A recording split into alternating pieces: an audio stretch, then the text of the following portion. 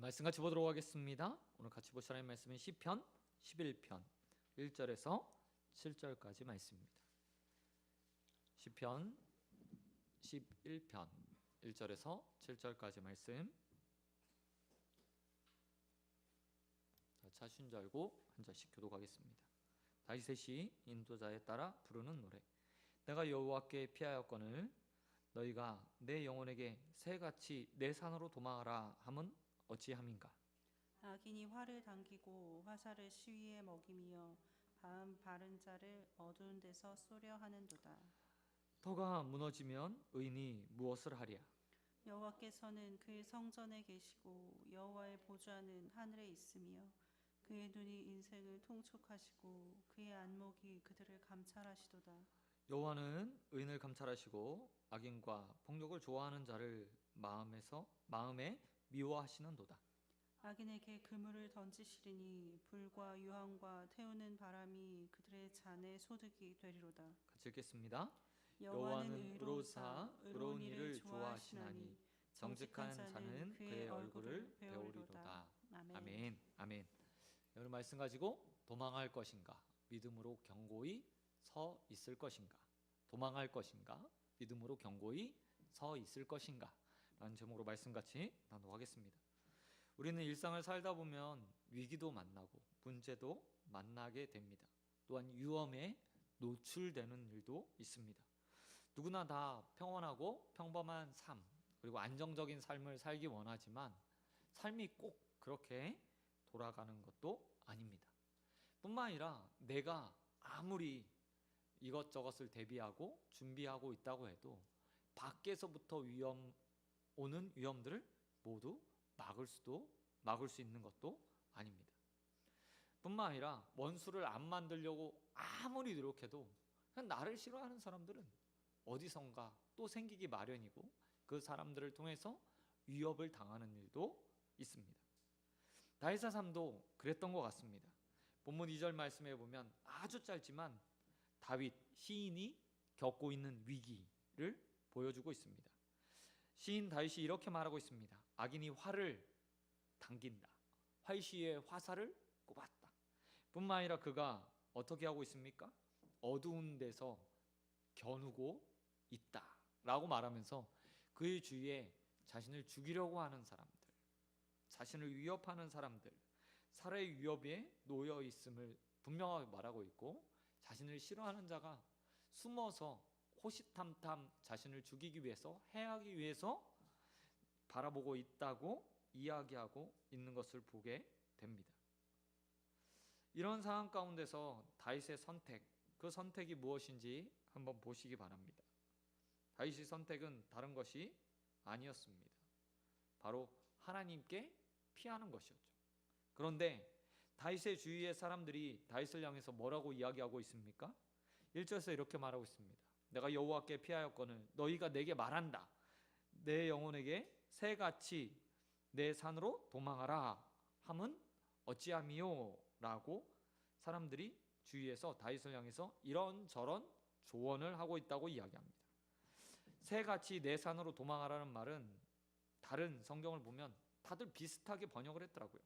새처럼 산으로 피하라, 도망하라 라고 새번역 성경은 번역하고 있고요. 이 말은 다른 말로 이야기하면 안전을 보장받을 수 있는 곳으로, 거기 특별히 무슨 산이라고 번역했어요?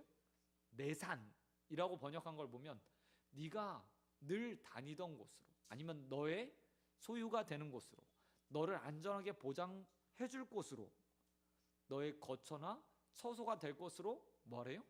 도망해라, 피해라 라고 사람들이 말하고 있다는 겁니다. 자신의 둥지가 있는 곳, 안전히 거주할 수 있는 곳, 잘 알고 있는 곳, 그리고 누군가 보호해 줄 만한 곳으로 피하라고 주위의 사람들이 다윗을 향해서 말하고 있다는 거죠. 이 말은 이런 행위가 모든 사람들의 일반적인 모습이며 상식적인 행동이라는 말과 같습니다. 다윗의 상황을 보면서 이런저런 사람들이 다 같이 한 목소리로 이야기하는 거예요. 너는 지금 위험해. 너를 누군가 죽이려 하고 있어. 너를 해하려는 많은 대적들이 있다. 그가 숨어서 너를 화살로 겨누고 있다. 그러니 상식적으로 생각했을 때 안전한 곳으로 피하는 것이 당연한 거 아니야? 그러니 빨리 안전한 곳으로 피해 라고 사람들이 말한다는 거예요.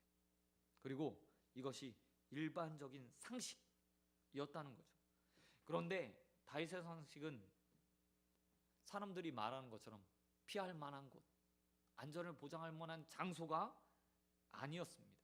다윗의 선생은 1절에서 본문이 시작하는 것처럼 누구에게 피했어요?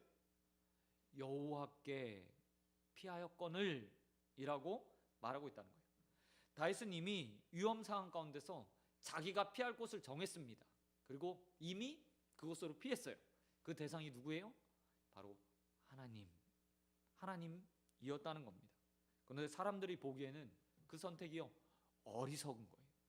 상식에서 벗어나요. 경험에서 벗어나요. 그래서 다윗에게 말하고 있는 거예요. 하나님은 피하는 것은 어리석은 거야. 잘못된 거야. 그러니 빨리 너는 너의 안전한 처소로 다시 피해 라고 말했다는 거죠. 특별히 다윗의 상황이 얼마나 위급했는지를 보여주는 말이요 3절에 기록되어 있어요. 3절에 보면 이렇게 말하고 있습니다. 터가 무너지면 의인이 무엇을 하랴 라고 말하는데요, 터라는 말이 뭐냐면 기초가 된다, 기반이 된다. 그리고 이 기반이 무너졌다라는 말은 사회적 규범이나 규초, 그리고 질서, 내 삶을 지탱해준 모든 것이 갈아엎어져 버렸다, 전복되었다 라는 뜻이에요. 근데 다윗의 삶이 그런 상황인 거예요. 이제 아무것도 남지 않은 상태. 그렇기 때문에 이곳을 속히 떠나서 기반이 될 만한 곳으로 피해야 되는 상태. 사람들이 봤을 때 이런 상태였다는 거죠. 그런데 다윗이 그 상황 가운데서 피할 곳으로 선택한 것은 모든 사람들이 힘이 돼줄 만한 곳이라고 생각했던 곳이 아니라 누구였냐면 바로 하나님이었다고 말하고 있다는 겁니다. 그리고 사람들은 이런 선택을 한 다윗을 보면서 수근수근 거립니다. 어리석은 선택을 했다, 바보 같은 선택을 했다, 잘못된 선택을 했다라고 말하고 있는 거예요.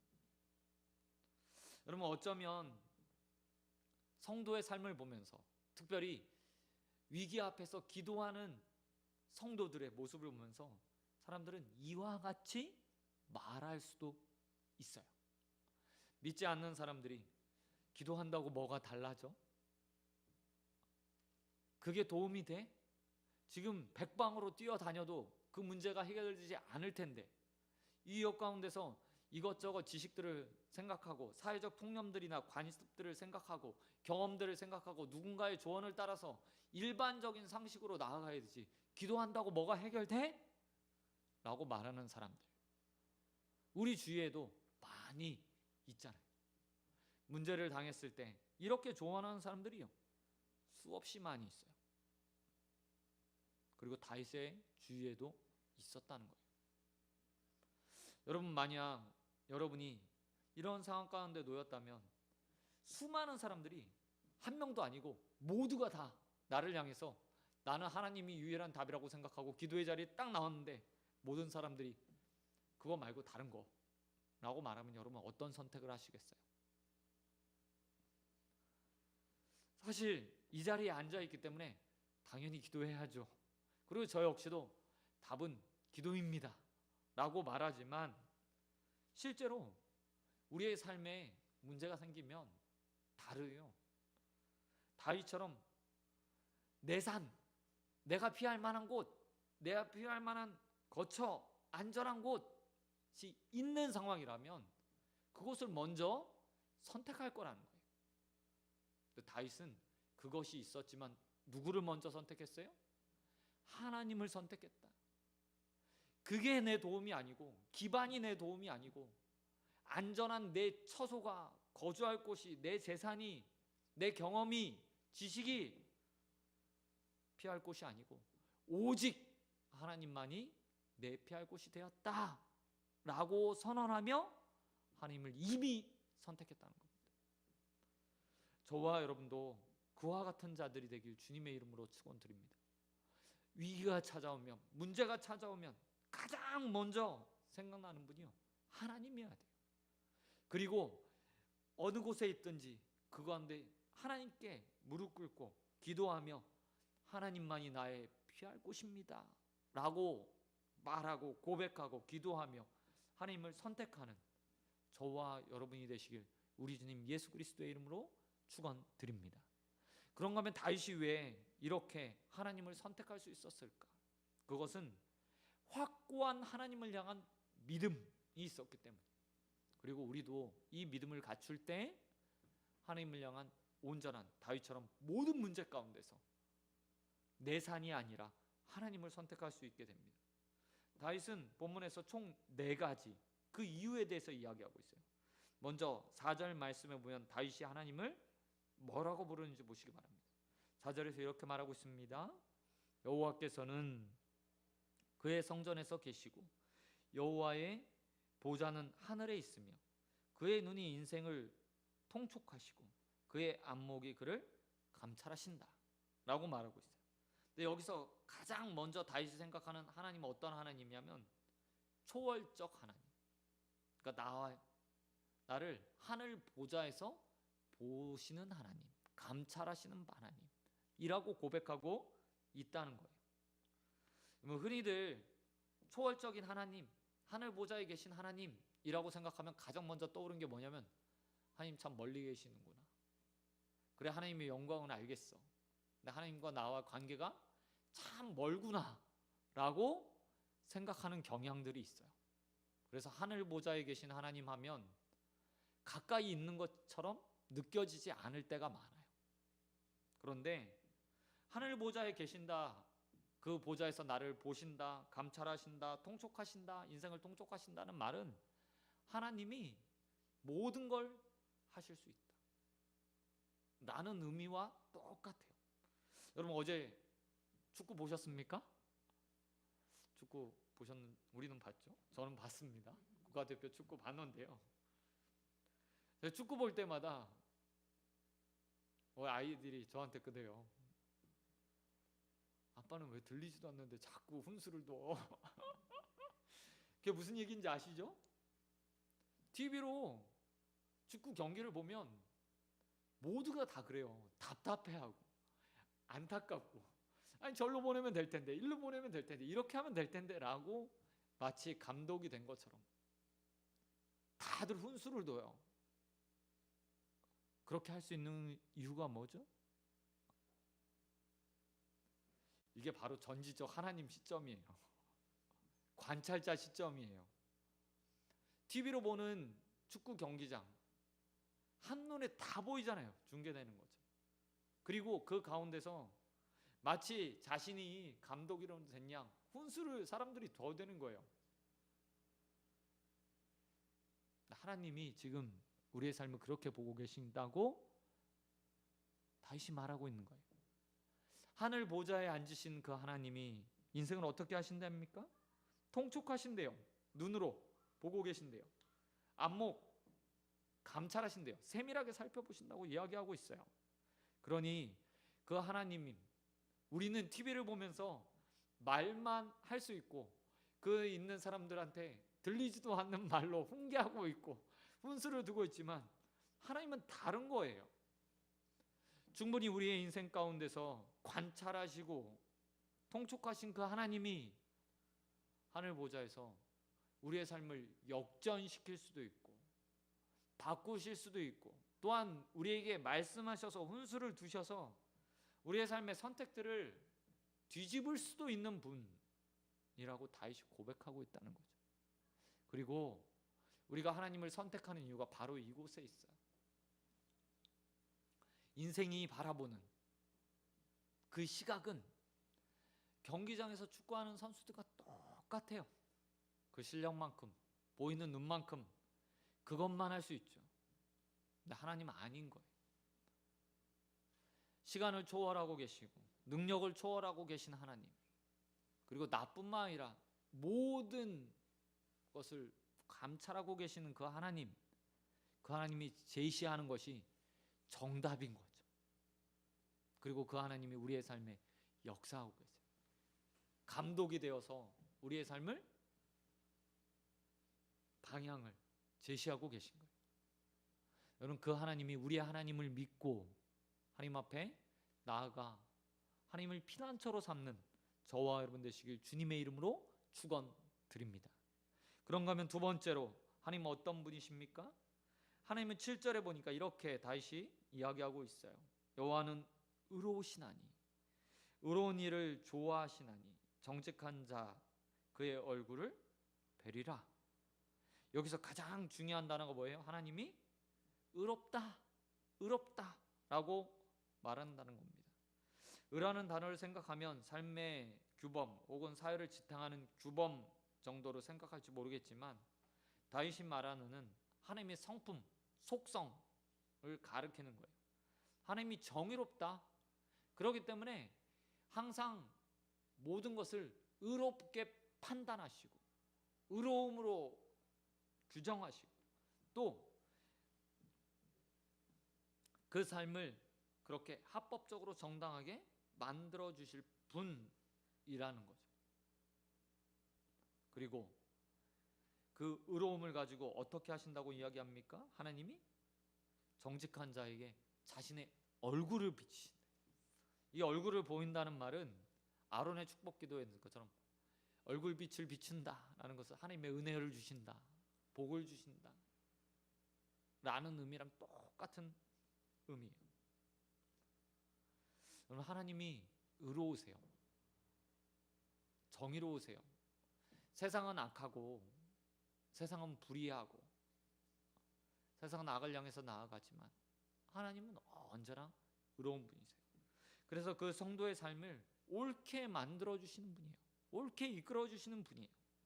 그 하나님이 우리의 피할 바위가 또한 되실 수 있는 분 이유인 거죠. 세상의 사람들에게 피하면, 세상의 권력에 피하면, 세상의 힘에 피하면 뭘 바래요?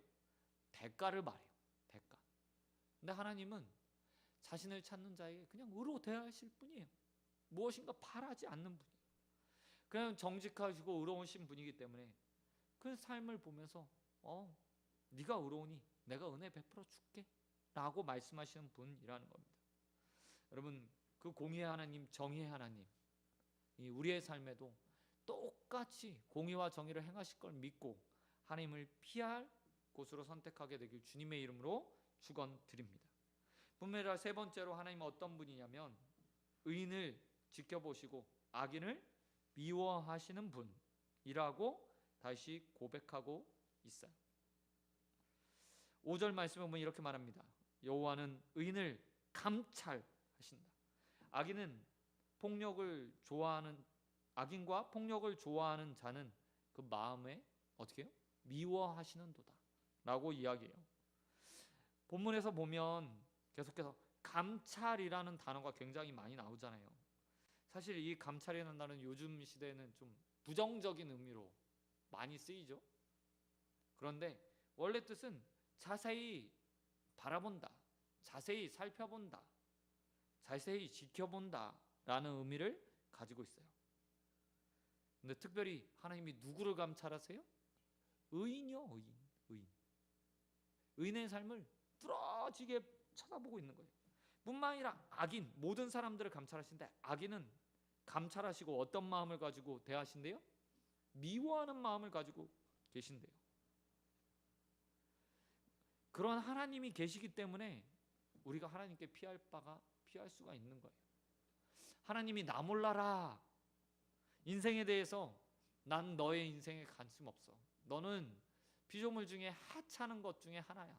아니 수십억, 60억, 70억 인구 중에 넌 그저 한 명일 뿐이야 라고 생각하며 마치 우리가 개미 보듯 하나님 보는 게 아니고 하나님이 모든 인생을 감찰하시는데 그중에서 의인은 더 눈여겨보시고 악인은 눈여겨보시다가 그 마음에 미워하는 마음을 가지고 그를 대하신다.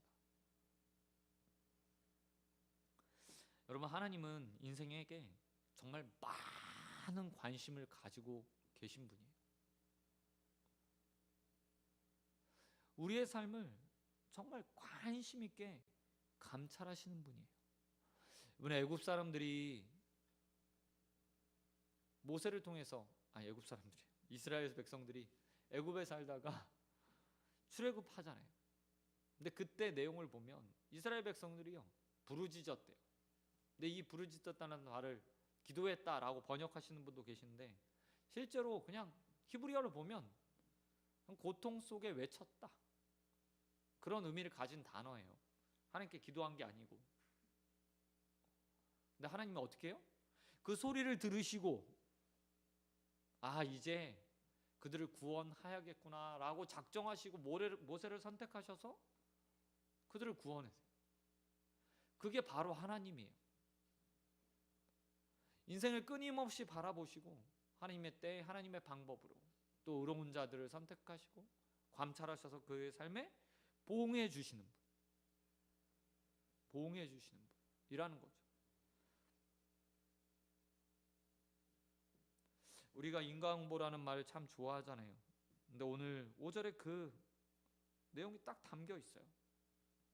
악인과 폭력을 좋아하는 자의 그 마음에서 미워하신다. 미워하는 결과가 뭘까요? 공의로운 하나님이 내리실 수 있는 건 하나죠. 그 대가대로 징벌하시는 것, 심판하시는 것, 보응하시는 것.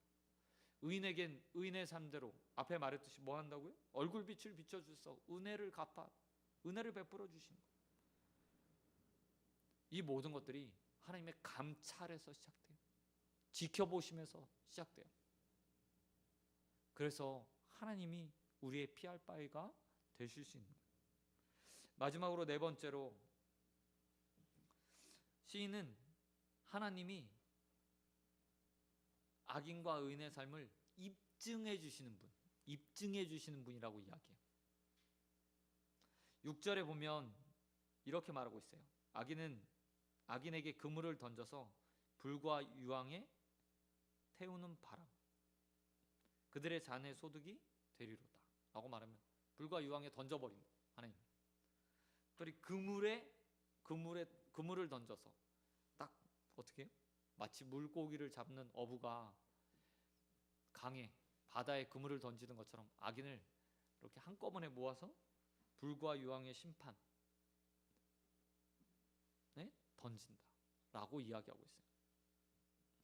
이 말은 다른 말이 아니라 이런 의미를 담고 있습니다. 내가 반드시 그가 죄인인지 의인인지 세상에 보일 수 있도록 만들 거야. 여러분, 소돔과 고모라가 그 악으로 인해서 불과 유황으로 심판을 받죠. 그리고 모든 사람들이 그것을 통해서 저 도시가 악한 도시였구나 라는 것을 알게 돼요.